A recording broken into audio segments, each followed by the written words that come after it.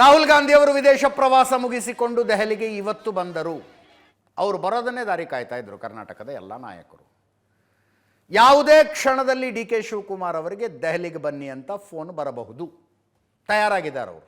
ನಾಳೆ ನಾಡಿದ್ದೇನು ಟಿಪಿನೇ ಹಾಕಿಲ್ವಂತೆ ನಮ್ಮ ರಿಪೋರ್ಟರ್ಸ್ ಹೇಳ್ತಾ ಇದ್ರು. ಓಪನ್ ಇಟ್ಕೊಂಡಿದ್ದಾರೆ. ಯಾವ ಕ್ಷಣದಲ್ಲಾದರೂ ದೆಹಲಿಯಿಂದ ಕರೆ ಬರಬಹುದು.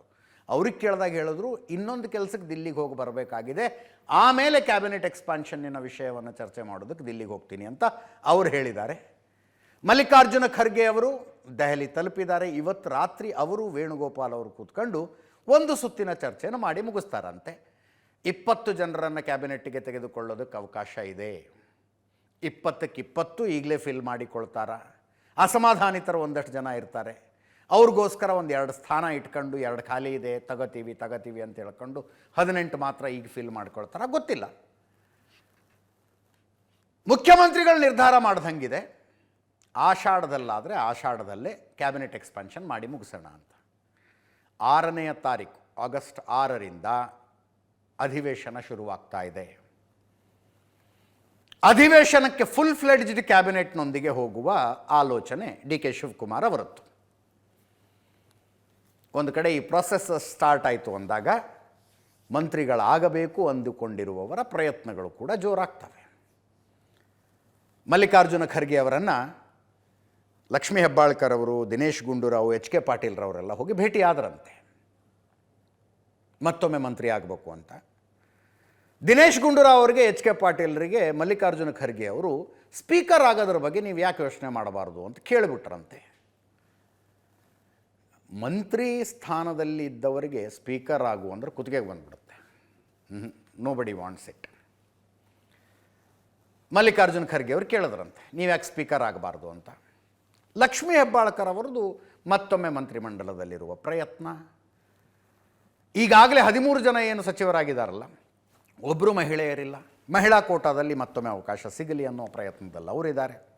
ಡಿ ಕೆ ಶಿವಕುಮಾರ್ ಅವರು 2023 ಎಲೆಕ್ಷನ್ ಸಂದರ್ಭದಲ್ಲಿ ಬೆಳಗಾವಿಯಲ್ಲಿ ಲಕ್ಷ್ಮಣ ಸವದಿ ಅವರನ್ನು ಕರ್ಕೊಂಬಂದರು ಪಕ್ಷಕ್ಕೆ. ನಮ್ಮ ಸರ್ಕಾರ ಬಂದರೆ ಮಂತ್ರಿ ಮಾಡ್ತೀವಿ ನಿಮ್ಮನ್ನು, ಬನ್ನಿ ಅಂತ. ಸರ್ಕಾರ ಬಂತು, ಬಟ್ ಸಿದ್ದರಾಮಯ್ಯನವರ ಕ್ಯಾಬಿನೆಟ್ನಲ್ಲಿ ಮಂತ್ರಿ ಆಗಲಿಲ್ಲ ಅವರು. ಈಗ ಮಂತ್ರಿ ಆಗಬೇಕು ಅನ್ನೋ ಪ್ರಯತ್ನದಲ್ಲಿದ್ದಾರೆ. ಲಕ್ಷ್ಮೀ ಹೆಬ್ಬಾಳ್ಕರ, ಲಕ್ಷ್ಮಣ ಸವದಿನ ಅಥವಾ ಇಬ್ಬರೂನ, ಆ ಪಾಸಿಬಿಲಿಟಿ ಕೂಡ ಇದೆ. ಈಗಾಗಲೇ ಸತೀಶ್ ಜಾರಕಿಹೊಳಿ ಅವರು ಬೆಳಗಾವಿಯಿಂದ ಮಿನಿಸ್ಟರ್ ಆಗಿದ್ದಾರೆ. ಕ್ಯಾಬಿನೆಟ್ ಎಕ್ಸ್ಪಾನ್ಷನ್ ಬಗ್ಗೆ ಮುಖ್ಯಮಂತ್ರಿಗಳು ಮಾತಾಡಿದ್ರು, ಕೇಳಿಸ್ಕೊಳ್ಳಿ. ನಾನು 6ನೇ ತಾರೀಕು ಅಸೆಂಬ್ಲಿ ಕರೀತಾ ಇದ್ದೀನಿ. ಈಗ ಮುಂಚಿತವಾಗೇ, ಈಗ ನನಗೇನು ಲೇಟ್ ಏನಿಲ್ಲ. ಅವ್ರು ನನಗೆ ಟೈಮ್ ಕೊಟ್ಟಾಗ ಒಂದಿನ ನನಗೆ ಬೇರೆ ಕೆಲಸ ಇದೆ, ಒಂದಿನ ಹೋಗಿ ಬರ್ತೀನಿ. ಅದಾದಮೇಲೆ ಅವರು ಡೇಟ್ ಕೊಡ್ತಾರೆ ನನಗೆ. ಇನ್ನೊಂದು 3-4 ದಿನದಲ್ಲೇ ಡೇಟ್ ಕೊಡ್ತಾರೆ. 3-4 ದಿನದಲ್ಲಿ ಡೇಟ್ ಕೊಟ್ಟಾಗ ನಾನು ಹೋಗಿ ಬರ್ತೀನಿ. ಆದಷ್ಟು ಬೇಗನೆ ಆಗ್ತದೆ.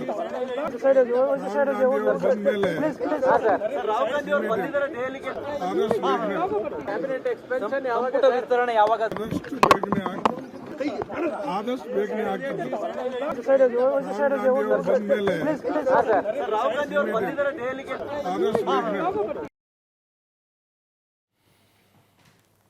20 ಸ್ಥಾನಗಳಿರೋದು ಪ್ರಬಲ ಆಕಾಂಕ್ಷಿಗಳ ಸಂಖ್ಯೆನೇ 40 ಇದೆ. ಮಿನಿಸ್ಟರ್ ಮಾಡಲೇಬೇಕಪ್ಪ ಇವ್ರನ್ನ ಅನ್ನೋವಂಥವ್ರೆ 40 ಜನ ಇದ್ದಾರೆ. ಹೆಂಗೆ ಹ್ಯಾಂಡಲ್ ಮಾಡ್ತಾರೋ ಏನೋ. ಮಂತ್ರಿಗಿರಿ ಸಿಗದೇ ಇರುವವರಿಗೆ ನಿಗಮ ಮಂಡಳಿಗಳಿದ್ದಾವೆ. ಈಗಾಗಲೇ ಯಾವ್ಯಾವ ನಿಗಮ ಮಂಡಳಿಗಳ ಅಧ್ಯಕ್ಷರು ಅಧಿಕಾರ ವಹಿಸಿಕೊಂಡು 2 ವರ್ಷಕ್ಕಿಂತ ಜಾಸ್ತಿ ಆಗಿದೆಯೋ ಅವ್ರು ರಾಜೀನಾಮೆ ಕೊಡಬೇಕು, ಬೇರೆಯವ್ರಿಗೆ ಅವಕಾಶ ಮಾಡಿಕೊಡಬೇಕು ಅನ್ನುವ ಸೂಚನೆಯನ್ನು ಕೊಟ್ಟಿದ್ದಾರೆ. ಯಾರಿಗೆ ಮಂತ್ರಿ ಸ್ಥಾನ ತಪ್ಪುತ್ತೋ ಅವರಿಗೆ ಪ್ರಬಲ ನಿಗಮ ಮಂಡಳಿ ಅಂದರೆ ಬಜೆಟ್ ಜಾಸ್ತಿ ಇರೋ ನಿಗಮ ಮಂಡಳಿಗಳು ಅಂತ, ಅವುಗಳನ್ನು ಕೊಟ್ಟು ಸಮಾಧಾನ ಮಾಡ್ತಾರೆ. ಅದರ ಜೊತೆಗೆ ಸಿದ್ದರಾಮಯ್ಯನವ್ರ ಕ್ಯಾಬಿನೆಟ್ನಲ್ಲೇ ತಗೊಳ್ತೀರಿ ಅಂದಿದ್ರಿ, ತಗೊಂಡಿಲ್ಲ, ಈ ಸಲನಾರು ನಮಗೆ ಅವಕಾಶ ಸಿಗಲಿ ಅಂತ ಬೇಡು ಅಂತ ಕೇಳ್ತಾ ಇರುವಂಥ ಶಿವಲಿಂಗೇಗೌಡರು ಥರದವ್ರು ಇದ್ದಾರೆ. ಅಶೋಕ್ ಪಟ್ಟಣ ಥರದವ್ರು ಇದ್ದಾರೆ. ಇಲ್ಲಿ ಪ್ರಾಬ್ಲಮ್ ಆಫ್ ಪ್ಲೆಂಟಿ ಇದೆ. ಮಂತ್ರಿಗಳಾಗುವುದಕ್ಕೆ ಅರ್ಹರು ಅನ್ನಿಸಿಕೊಂಡಿರುವ ಶಾಸಕರ ಸಂಖ್ಯೆನೇ ತುಂಬ ದೊಡ್ಡ ಪ್ರಮಾಣದಲ್ಲಿರುವುದೇ ಸಮಸ್ಯೆಯಾಗಿದೆ. ಅಶೋಕ್ ಪಟ್ಟಣ್, ಶಿವಲಿಂಗೇಗೌಡರು ಮಾತಾಡಿದ್ದಾರೆ, ಕೇಳಿಸ್ಕೊಳ್ಳಿ. ನಮ್ಮ ಅಧ್ಯಕ್ಷರು ಬೆಂಗಳೂರಲ್ಲಿ ಇದ್ದಾರೆ ಅಂತ ಗೊತ್ತಾಯಿತು. ಅದಕ್ಕೆ ಬಂದು ಆದಷ್ಟು ಬೇಗನೆ ಮಂತ್ರಿ ಮಾಡಲಿ ಅಂತ ಹೇಳಿದೀವಿ. ಕರೆಯೋ ಚಾನ್ಸಸ್ ಇದೆ ಸ್ವಾಮಿ. ಇವತ್ತು ನಾಳೆ ಕರೆಯೋ ಚಾನ್ಸಸ್ ಇದೆ. ಇನ್ನೊಂದು 2-3 ದಿನದಾಗೆ ಕರೆದು ಎಲ್ಲ ಫೈನಲೈಸ್ ಮಾಡೋ ಆಸೆ ಭಾವನೆಗೆ ನಾವೆಲ್ಲ ಇದ್ದೀವಿ. ಆಷಾಢ ಇದೆ ಸರ್, ಆಷಾಢದಲ್ಲಿ ತಗೊಳ್ತೀರಾ ಸರ್? ಆಷಾಢ ಗೀಷಾಢ ಎಲ್ಲ ಯಾರು ನೋಡೋಕೆ ಹೋಗಲ್ಲ. ಆಷಾಢ ಗೀಷಾಢ ಹೋಗೋದು ಇನ್ನೂ ಒಂದು ತಿಂಗಳು ಹೋಗ್ಬಿಡ್ತದೆ. ಆಮೇಲೆ ಸರ್ಕಾರ ನಡಿಬೇಕಲ್ಲ, ಅವ್ರು ನೋಡಿ ಜ್ಯೋತಿಷ್ಯ ಅವ್ರು ನೋಡ್ತಾರೆ, ಜ್ಯೋತಿಷ್ಯ ನೋಡ್ಬಿಟ್ಟೆ ಮಾಡ್ತಾರೆ, ಏನು ತೊಂದರೆ ಇಲ್ಲ.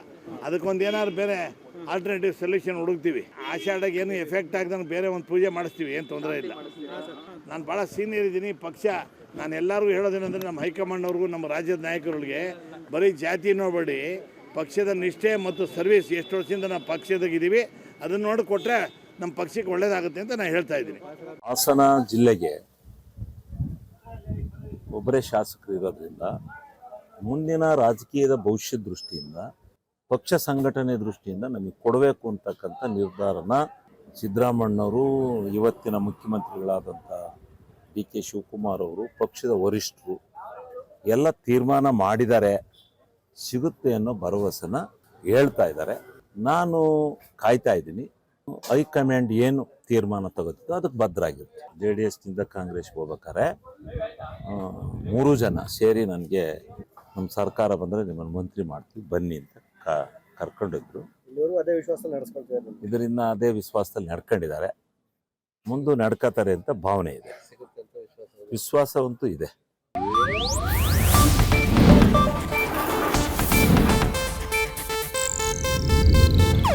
ಇದು ಏಷ್ಯಾನೆಟ್ ನ್ಯೂಸ್ ನೆಟ್ವರ್ಕ್ ಪ್ರಸ್ತುತಿ.